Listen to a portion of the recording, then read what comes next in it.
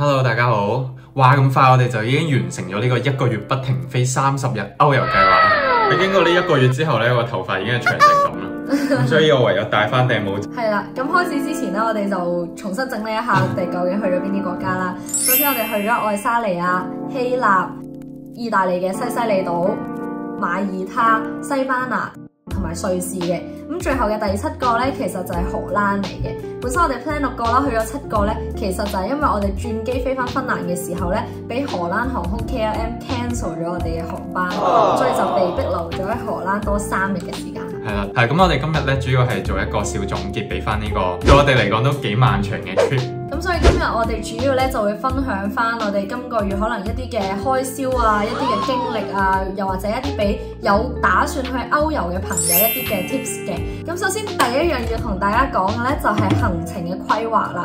咁相信咧嚟得歐洲旅行咧，大多數朋友咧都唔會淨係去某一個國家嘅，通常可能係國家同國家之間會連續去幾個咁樣啦。因為喺歐洲入邊嘅航班咧，其實價錢係平。例如我哋由西班牙嘅首都 Madrid 飛去瑞士嘅最大城市蘇黎世，呢一程機其實只係 cost 咗我哋52歐，兩人加埋喎，係啊，即係每人其實係20零歐嘅價錢，其實係真係同去個長洲差唔多咯。咁其實當時咧，我哋就冇話一定要去邊個國家、邊啲地方嘅，純粹咧就喺 Google Flight 嗰度逐個地方 search 喺地圖嗰度揾。去睇下由呢個地方去下一個地方嗰個機票係幾多錢啦，同埋邊一日最平。咁我哋逐個 search，咁就慢慢就 plan 一條路線出嚟。呢個步驟咧係比較花少少心機嘅，因為你真係要逐個地方去查，逐個地方去揾，去睇下邊一班機嗰個時間係 match 到，同埋啱心水嘅旅遊地點咯。當時點解我哋會1個月呢？就係因為我哋呢1個月咧就唔想俾租金，咁喺芬蘭呢邊我哋其實就冇租屋嘅，所以我哋係點都要捱夠1個月嘅喺出邊。我哋就會揾一啲住宿本身比較平嘅國家逗留耐少少咯。咁我哋逗留得比較耐嘅係 Malta 啦，同埋希臘嘅呢2個南歐嘅國家，或者係地中海附近嘅國家咧，係會啲屋租比較平，而且物價都係唔貴咯。係啊。咁呢個咧就去到我哋下一個 section 啦，就係喺7個國家入邊啦，你覺得最正嘅一站係邊站？最正，咁梗係瑞士啦。即係其實我哋大家都認同瑞士係最好嗰一站嘅，最正嗰一站嘅。我哋之前有好多集數就係去分享咗我哋喺瑞士嘅一個遊歷嘅經過啦。瑞士最正嘅其實就係環境啦，即係我哋都唔係第一次去睇阿爾卑斯山脈嘅山景啦，我哋去咗過德國嘅國境裏邊去睇啦，亦都喺奧地利嘅國境裏邊睇過，但係真係瑞士係最正。我覺得佢啲植物咧係特別有特色嘅，同埋太陽好嘅時候係真係好壯觀。景色係一樣啦，另外一樣就係瑞士嘅交通安排真係好好，火車同巴士之間嘅接駁咧，佢係 plan 得好好啦。基本上咧，你轉車係唔需要等咁滯，但係亦都唔會話唔夠時間俾你去轉車咯。佢有個 app 咧係幫你全部 plan 好晒，所以一定 download 佢哋個 SBB app。雖然價錢就真係貴嘅，交通費嚟講，高得嚟又真係佢火車乾淨、舒適、準時咯。即係我覺得呢個係即使佢話係價高啦，但係真係值得。講起準時呢樣嘢，其實我哋都遇過 delay 咯。嗰日應該係佢係因為落大雨咁，所以佢有 delay 啦。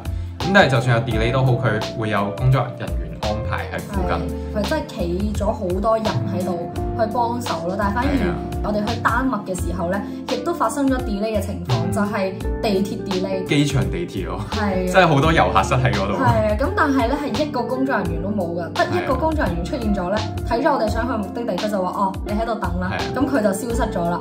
之後嘅半個鐘、1個鐘咧，就冇工作人員再出現過。所以所有遊客係攞住，亦都係冇車到嘅。係啊，所有遊客係攞住喼企咗喺月台度，大家一齊等你眼望我眼咁樣。即係完全唔知發生咩事。唔知發生咩事，係我哋到而家都唔知發生咩事，因為我哋去到最後等咗1個鐘之後咧，大家都係遊客就我哋放棄咗，上去路面搭巴士。係啦，咁所以就真係我覺得瑞士係好人性化，做得好好。瑞士嘅住宿都係令我哋覺得好驚喜嘅，乾淨咯，同埋舒服咯，同埋街景又係好好。同埋我覺得如果係住宿，通常佢哋係有得自己煮嘢食嘅，有得自己煮最好就自己煮啦，因為瑞士出去食嘅嘢又唔係特別好食，同時又貴啦，咁所以買嘢翻嚟煮咧係最符合成本效益嘅。係冇錯，咁同埋瑞士嘅住宿，我覺得最值得講嘅應該都係 Interlaken。Interlaken 就係佢哋最著名嘅阿爾卑斯山風景區啦，最出名嘅少女峰都係喺嗰個區域入邊嘅。咁咁其實就喺嗰度咧，我哋就住咗喺一間有250年歷史嘅一間瑞士傳統木屋入邊，咁係同屋主夫婦一齊住嘅，咁佢哋就真係超級友善、超級好啦。每一日出門口咧，就會問我哋今日去邊啊，咁就會 plan 晒一個行程俾我哋。咦，你去嗰度你可以先去呢個地方，再用乜交通駁去呢個地方，跟住再就去下一個位啦，咁你就可以好輕鬆咁玩晒啦咁樣。咁所以我哋有一日嘅行程咧，去 Interlaken 少女峰嘅時候咧，我哋係啱啱兜咗一個圈，係遊晒嗰個風景區嘅唔同嘅站咯。用最低嘅成本。係啦。咁當時係有啲事情發生嘅，咁亦都令到我哋覺得好 impress 嘅。係啊。我哋係按住屋主推薦嘅一個路線去行啦。咁我哋兜到上去少女峰嗰度咧，即係我哋玩完晒冒險活動之後，準備落山嘅時候 ，suppose 我哋係應該搭火車落山嘅。咁但係點知發現咗咧，我哋嗰班尾班車竟然啱好走咗，佢4點16分就已經係尾班車咯。咁我哋就梗係好驚訝啦。係啊，即係我哋嗰陣都4點半㗎嘛，我哋冇預過佢係補車咯，同埋冇預過尾班車咁早咯。係啊。係啦，咁所以我哋嗰一段咧，其實就係行山落去嘅，雖然都冇咩嘢，行得輕鬆之餘，亦都睇到一啲好鬼靚嘅景啦。係啊，咁所以如果其實唔介意行少少路嘅朋友咧，去阿爾卑斯山嘅時候，特別係瑞士嘅 Interlaken 區啦，真係可以試下行路上山或者落山，唔難行，而且嗰個風景咧同搭纜車係截然不同，係有種置身其中嘅感覺。我到而家諗翻都會好回味當時望到嘅景色。咁嗰日我哋翻去都好夜啦。咁就因為全部都係搭尾班車，其實都幾驚險嘅，所以一定要睇清楚呢啲。係，盡量避免尾班車。係啊，第二日咧早餐嘅時候，咁就同屋主傾下偈啦。咁佢就問我哋覺得琴日點啊？我哋就話好正啊，好好啊。但係就發現原來我哋嗰度有一個尾班車咁樣，都同佢分享咗我哋嘅經歷，話可以行嗰一段路都好正，可以睇到好多風景。但係出乎我哋意料嘅係咧，屋主唔知點解佢係好嬲，好搞笑。佢係覺得冇可能咯，即係佢覺得係瑞士嘅鐵路做得唔好，因為你嗰個時段你有得俾人上去，但係冇得俾人落山。佢就話如果行動不便嘅人咧，即係我知你哋唔介意行，咁但係如果係唔想行嘅人行唔到嘅人咧，點搞？咁佢係即刻幫我哋寫咗封 email。係啊，佢嘢都唔食，即刻攞部電腦出嚟打，同埋 keep 住係咁喺度 complain，對住我哋係咁解釋。而且佢同佢老婆都係咁講，即係好似呻呢個問題咁樣就討論都幾激烈嘅。係啊，咁所以就即係佢就會對於呢樣嘢好上心，佢就覺得佢國家嘅一啲系統有啲咩可以進步，佢會即刻去反映咯，好特別咯，我覺得呢樣嘢。即係佢哋睇嘅嘢係好宏觀，同埋係為成個整體去着想。即係例如佢話今次嘅事件係咁，其實反映到佢系統有邊啲位係對遊客處理得唔好嘅。佢仲話瑞士政府每年擺好多錢去宣傳佢國家嘅旅遊業啦，咁但係呢啲細節上就未照顧到遊客，即係佢係令我哋好 impress 嘅就係只係普通一個可能市民，但係佢會有一個咁宏觀嘅思維去諗晒成個國家嘅政策，同埋作為遊客對佢哋嘅觀感。係啊，咁亦都係令我哋有好多反思嘅。其實呢件事，跟住我哋就諗啦，其實可能瑞士呢個國家咧係一直 keep 住進步啦，所有嘢都咁先進、咁人性化咧，其實就源於佢哋瑞士人嘅呢個特性啦。即係佢哋見到唔啱嘅嘢就會講，就會去即刻去作出一啲改善，去 tune 翻啱佢。即使同佢個人利益無關。係啊，即係呢個係真係我哋覺得30日歐遊計劃入邊最值得去嘅一站，就係瑞士嘅 Interlaken 啦。咁呢個大家真係可以參考下。如果計劃歐遊嘅朋友咧，都好建議你去呢個地方。但係我有樣嘢我又想講下，即係瑞士嗰個大家都覺得瑞士物價貴啦。咁我哋亦都採訪咗下當地人，係咪真係覺得瑞士物價貴？咁原來咧，佢哋都真係覺得貴嘅，佢哋都唔出街食嘢嘅，因為我哋嘅屋主就同我哋講話，其實真係好貴。係啊。跟住，因為我哋喺芬蘭留學啦，咁我哋都有同佢分享呢件事。佢話吓，唔係芬蘭貴啲咩？跟住我哋話唔係啊，你瑞士貴好多，貴double。係啊，咁其實佢都有講嘅，因為近年啲局勢啦，即係可能係俄烏戰爭啊，就會令到本身瑞士高嘅物價就更加翻倍，所以其實佢哋當地瑞士人咧都覺得係比較吃力，近年嚟講。特別係食物啊，雖然咧物價係貴咗，但係佢準備俾我哋嘅早餐係完全係冇少到咯，甚至乎佢會根據我哋嘅口味去呢個真係俾唔同嘅食材，超級貼心。我哋亦都冇同佢講，即係佢留意我哋中意食啲咩，佢就第二次俾多啲。佢就發現我哋嘅芝士咧冇乜點喐到啦，佢之後佢就減少芝士，就反而俾好多 yogurt 啊，俾好多堅果雞蛋我哋食，去補翻，因為我哋唔食芝士咁樣，即係真係好有人情味，好貼心。嗰個感覺係好似一齊生活嗰種感覺，而唔係寄居嗰種感覺。同埋佢會覺得話因為出去食飯貴，所以希望你朝早可以食飽啲。係真係好 sweet 咯，即係感覺係同長輩住咗3-4日咁樣咯，係啊，真係好好啊呢間屋。講完最好就梗係講下最差啦。咁你覺得3歲嘅歐遊計劃，即係都有啲後悔啊，都唔係好想去嘅一站係邊站？我哋可以一齊講1、2、3。西班牙。咁點解我哋一開始去西班牙就係因為我哋對於 Money Heist 有一種莫名嘅熱衷，咁就係想睇下拍攝呢個劇集嘅國家係咩樣。係啦。絕對 impress 到啦！係，因為落機咧就遇到 Money Heist 嘅場景啦，基本上。雖然佢有偷嘢，我哋唔係好敢同人講嘢，但係上火車嗰陣咧，啲乘客又好熱心咁樣，好多嘢幫我哋，佢好主動咁樣去提我哋，令到我哋嗰刻都窒一窒，到底係 scammer 定係真係熱心？但係後尾佢哋真係熱心嘅，佢哋真係好熱心，係啊，咁就。因為我哋當時係有少少被害妄想症，即係俾人偷完背囊咧，好防住人。因為西班牙個氣氛就好恐怖啊！即係佢所有嘢要安檢咧，其他國家冇咁，你入火車又安檢一次，之後啲警察又孭住槍着住避彈衣周圍行咁樣。就算入到差館，當我哋錄口供嗰陣，都係見到啲警察係着晒避彈衣，係全部人着住避彈衣喎。令到就算喺差館入邊。係啊，咁所以就令到我哋一開始就覺得呢個國家好恐怖。咁但係其實我覺得即係有罪案發生咁，佢都只係呢個國家嘅一小面，係咁，我都依然係對個國家有期待嘅，我會期待啲景點有啲特別嘢啦。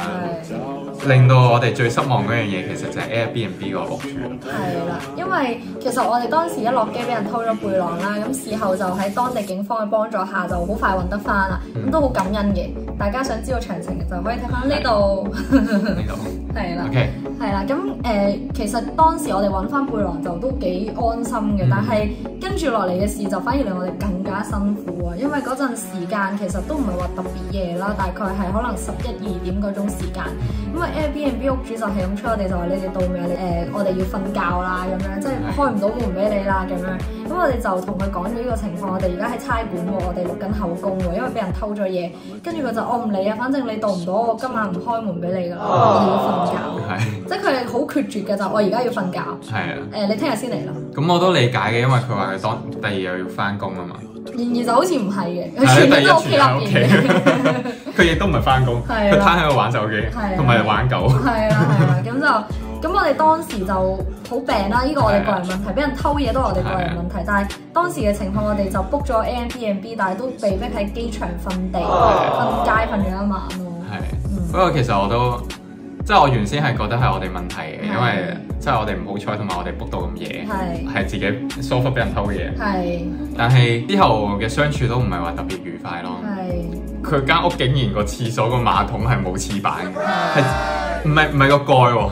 係坐嗰個兩個都冇，佢係冇嘢嘅。係啊，我真係唔知點用，第一次。仲要係佢本身寫明佢會有一啲乾衣機啦，有洗衣機啦咁樣啦，之後又唔俾用。但係就唔俾用嘅。其實我覺得最主要令到我哋不滿嗰樣嘢，唔係話我哋受嘅對待係點樣，抑或係佢嘅房間 quality 係點樣，純粹係覺得佢同個價錢唔 match 咯，呢個 quality。我哋嗰陣 book 呢間房其實係88歐1晚，咁我覺得係好唔符合咯。因為我 expect 可能你話20歐、30歐咁，你咁樣我覺得冇所謂，因為平啊嘛。咁但係88歐喎，其實喺其他國家甚至乎瑞士係 book 到一啲非常之正嘅住宿添喎。我哋喺瑞士用呢個價錢絕對係成間大屋都有咯，但係佢只係一間好細嘅房，而且好多設施都甩甩漏漏，態度又唔好。係咁，所以都係西班牙就各樣嘢都令我哋比較好似有啲失望咯。即係第一俾人偷咗嘢之後，治安問題啦，係啊，住宿嘅問題啦，咁跟住仲有之後就係景點咯。可能好多人覺得巴塞羅那好好玩嘅，但係我哋就反而唔會，即係冇發掘佢景點一個好好玩嘅一面，都可能唔同我哋。係啊，我覺得病有影響。下次去我哋睇下會唔會再發掘到多啲好玩嘅嘢啦。冇錯。咁咧，相信去得旅行，特別係自由行呢啲啦，大家最 care 嘅一樣嘢咧，都係開銷嘅問題。究竟我哋呢個30日不停飛歐遊計劃用咗幾多錢咧？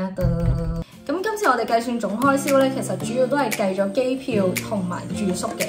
因為喺歐洲嚟講咧，如果你玩啲咩啊，或者食啲咩唔同咧，其實個開銷嘅差異、花費嘅差異可以去到好大嘅。咁所以咧，嗰個就真係睇你想玩啲咩同埋會玩啲咩啦。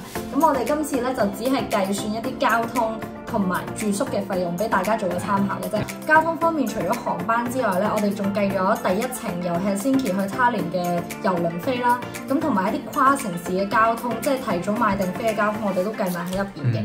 最主要嘅交通，我哋兩個人加埋係1000歐嘅，即係每人500歐，計翻係大概4000蚊港紙咯。係。